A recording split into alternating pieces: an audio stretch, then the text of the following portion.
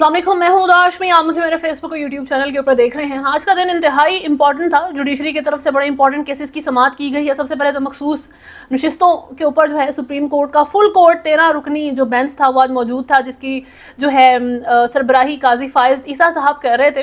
कल तक 11:30 बजे तक ये समाअत जो है वो मुलतवी हुई है और बहुत इंटरेस्टिंग होता है जब सुप्रीम कोर्ट की समाअत हो, लाइव टेलीकास्ट हो, काजी फायज ईसा साहब ऑब्वियसली उसके अंदर मौजूद होते हैं, तो इंटरेस्टिंग मुकालमात आपको देखने में नज़र आते हैं इन जस्टिस के बीच में। लेकिन आज की जो हेडलाइन है वो है जी साइफर केस, जिसमें इमरान खान और शाह महमूद कुरैशी को बरी कर दिया गया है।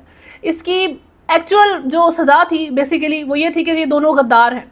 इमरान खान गद्दार है, उसको सज़ा दे दी गई है, ये अब जेल में बैठेगा, जेल में सड़ेगा बैठ के। बड़ी इंटरनेशनल जो है इसके ऊपर कवरेज हुई थी। उसके बाद जो अब फैसला है उसकी एक्चुअल हेडलाइन और उसकी एक्चुअल वर्डिक्ट ये होनी चाहिए कि सिंस सॉरी हमसे गलती हो गई थी, इमरान खान गद्दार नहीं है तो हम उसको बरी करते हैं।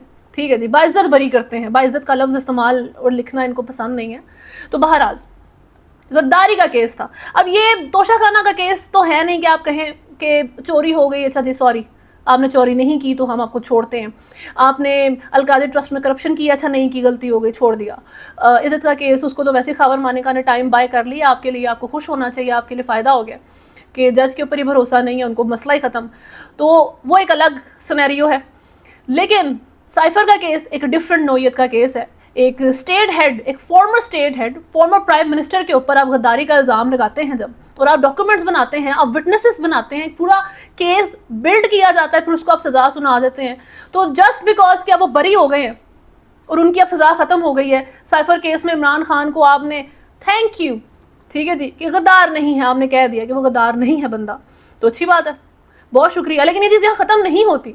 कुछ क्वेश्चंस हैं, कुछ चीज़ें हैं जिनके ऊपर बात होनी बहुत ज़रूरी है कि आपने एक साइफर से मुतल्लिक पूरा बयानिया बना लिया था कि ये एग्जिस्ट करता है, ये आया है और इसके साथ जो जो मामला हुए हैं। सो फार इमरान खान सच कह रहे थे कि मैंने जो है एक स्टेट डॉक्यूमेंट लीक नहीं किया, वो एक इस तरीके की कोई हरकत नहीं हुई जो आप लोगों ने मेरे ऊपर इल्ज़ाम लगाए हैं।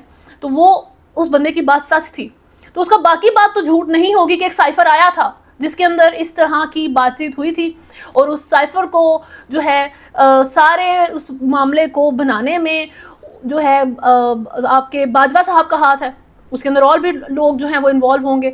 उनके ऊपर क्वेश्चन अब करने का टाइम है।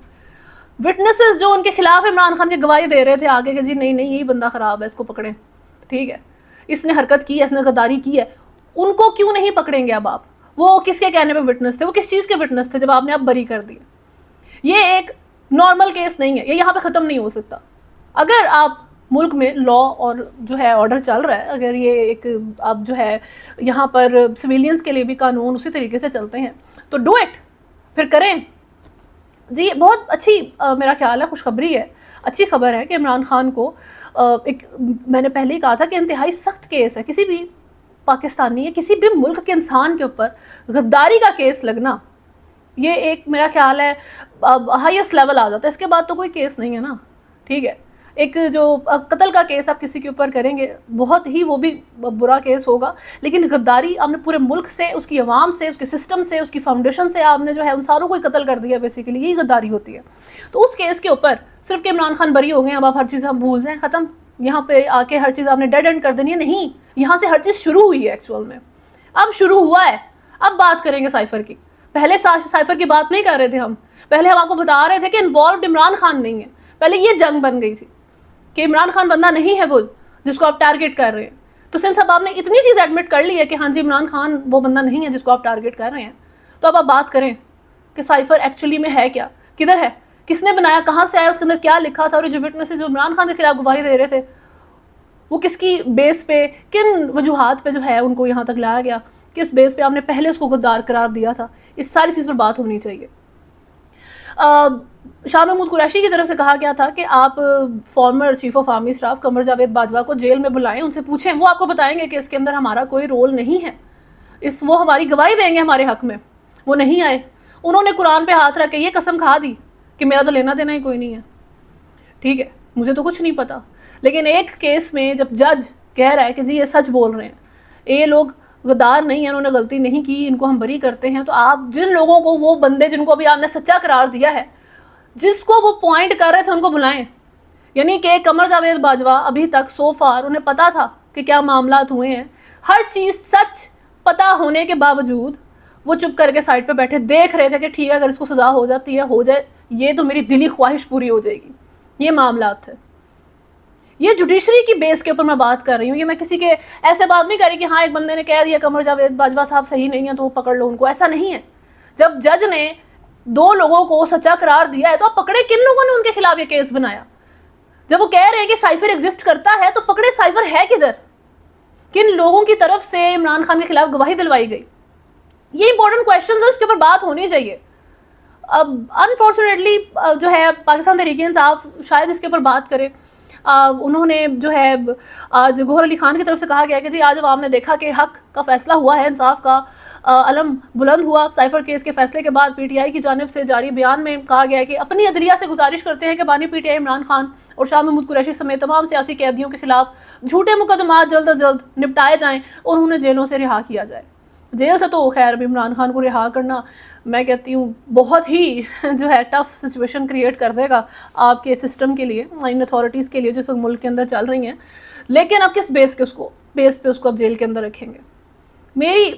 क्वेश्चन मेरा इस वक्त यहाँ पर सिर्फ यही है कि बिल्कुल एक इनोसेंट बंदे के ऊपर, एक ऐसे लीडर के ऊपर जो हाँ जी आपको कुछ चीज़ों में नहीं पसंद था और उसकी गवर्नमेंट में कुछ मिस्टेक्स उससे हो गई हैं, हर एक से ही होती हैं, किससे नहीं होती, तो इस तरह से मामला चल रहे हैं, लेकिन आपने उसको गद्दार बनाया है, आपने उसके ऊपर गद्दारी का केस किया है। तो मेरी सिर्फ यही एक क्वेश्चन भी है, ये एक मेरी डिमांड भी है, एक रिक्वेस्ट समझे जो मर्जी है कि ये केस यहाँ ख़त्म नहीं होना चाहिए, इस केस को यहाँ से शुरू होना चाहिए। अब साइफर की इन्वेस्टिगेशन होनी चाहिए, ठीक है, क्योंकि ये चीज़ यहाँ तक ख़त्म होती भी नहीं है, ये स्टोरी यहाँ तक है भी नहीं। ये एक बहुत बड़ा कवर अप होगा अगर आपने सिर्फ इमरान खान को बरी करके सारी चीज़ को दबा दिया। ये कवर अप से ज़्यादा कुछ नहीं है। पाकिस्तान तहरीक-ए-इंसाफ शायद इसको फॉलो करे कि अब हम बात करते हैं कि एक्चुअल में इसके पीछे कौन था, लेकिन शायद कोई जज इसकी इन्वेस्टिगेशन अगर लॉन्च करने के लिए कहता है कि हम इसके ऊपर बात करना चाहते हैं कि साइफर क्या है, कहाँ है, क्या बात हो रही है ये सारी। अगर जिन 2 लोगों को आज हमने सच्चा करार दे दिया है तो हम आज इनके सारे जो इल्ज़ामात जिन जिन लोगों को पॉइंट कर रहे हैं उनके ऊपर बात करना शुरू करते हैं। कोई एक दिन तो ऐसा रखें कि कमर जावेद बाजवा साहब वो कोर्ट में आ जाएं। कोई एक दिन तो ऐसा रखें कि आप फैज़ हमीद साहब को कोर्ट के अंदर जो है वो फिजिकली प्रेजेंट पाएं, फिर हमें लगेगा कि जी लॉ एंड ऑर्डर है मुल्क के अंदर। कब तक ये इल्ज़ाम तराशी और सिर्फ ये एक साइड के ऊपर जो है वो सिर्फ सजाएं चलती रहेंगी? पाकिस्तान की अवाम का अगर डिस्टेंस कम करना है इदारों के साथ तो फिर दिखाएं कि पाकिस्तानी अवाम की अगर अकाउंटेबिलिटी है तो इदारों की भी अकाउंटेबिलिटी है। जब अख्तर कियानी जज साहब ने वो पोइट जो हैं अहमद फरहाद उनके लिए ISI और सारों को बुलाना शुरू किया और बात की कि अब तो बहुत हो गई है, मैं सबको कोर्ट के अंदर बुलाता हूँ, तो उससे अगले दिन ही हुकूमत ने कहा नहीं वो जी पुलिस के पास है, वो पुलिस की कस्टडी में है, ताकि बस उस तरफ बात ना जाए। वो बंदा कोर्ट में एंटर नहीं होना चाहिए। क्यों? आप लॉ एंड ऑर्डर हर एक बंदे के ऊपर अप्लाई करेंगे तब आप अवाम के साथ डिस्टेंस कम करेंगे ना। बड़ा मसला आता है कि जी अवाम के साथ इमरान खान ने डिस्टेंस क्रिएट कर दिया है, ठीक है, इदारों का। आप ये भी तो देखें कि अवाम ये देख रही है कि हर दफ़ा अकाउंटेबिलिटी जो है हम हमारे ऊपर सर में ला के डाल देते हैं। बंदा गायब होना है, अवाम में से कोई गायब हो जाएगा, इस तरह की हरकत हो जाएगी। तो आप जब सबके ऊपर लॉ एंड ऑर्डर अप्लाई करेंगे तो फिर अवाम को ट्रस्ट आएगा, और कोई तरीका नहीं है। आप और कोई भी चीज़, कोई तकरीर, कोई काम करके ये चीज़ हासिल नहीं कर सकते जब तक आप सबके ऊपर इक्वली कानून अप्लाई करके नहीं दिखाएंगे। तो कमर जावेद बाजवा के ऊपर इन्वेस्टिगेशन करें। जब इतनी देर से एक साइड जिसको आप हर केस में बरी करते जा रहे हैं, हर केस में वो बंदा बरी हो रहा है, तो अब जब वो कह रहा है कि कमर जावेद बाजवा इस सारी चीज़ के पीछे था, उसने इस सारी चीज़ को बनाया है, ये उसका आइडिया था, उसकी साजिश थी, तो उस बंदे के ऊपर इन्वेस्टिगेशन होना चाहिए। ये पाकिस्तान की अवाम का हक है, ये पाकिस्तानी अवाम डिजर्व करती है, ये उसका केस है। अभी तक के लिए न्यूज़ में इतना ही है। अगर आपने चैनल को फॉलो नहीं किया हुआ तो सब्सक्राइब करें, वीडियो को लाइक एंड शेयर जरूर करें। अल्लाह हाफिज़।